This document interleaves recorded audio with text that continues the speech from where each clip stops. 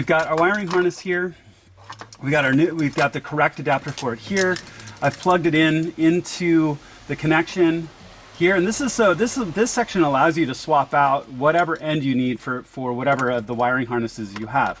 Some are pin posts, some are round.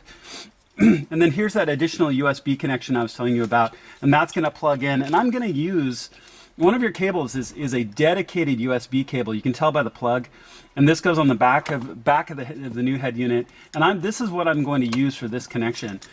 You know, it probably doesn't matter which one you use, but to me it makes the most sense to use the one that's dedicated and not tied into anything else. So now I've got all of this laid out. As you can see, I'm trying to make as much space as I can to work with. So now really all that is going to remain is where I put my antennas. So I've got 3 different antennas. They're the same flat antennas.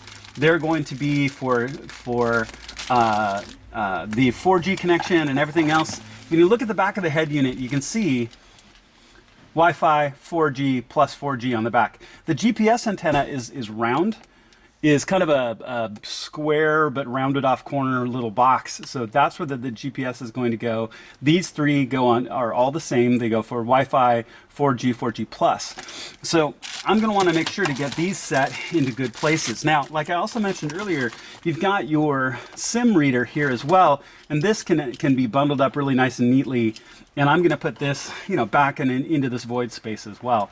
Now, as far as the back of your display is concerned, when you look at it, it's a lot of cables and a lot of plugs, right? Well, don't worry about it, because all of them go really only in one place. Your primary cable's going to go here. All the rest are all pinned out all the same, depending on which plug you put in.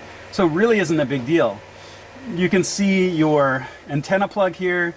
This is that USB plug that I was mentioning earlier. So your original factory antenna, you can see will plug in here. So really, we're really more than halfway done.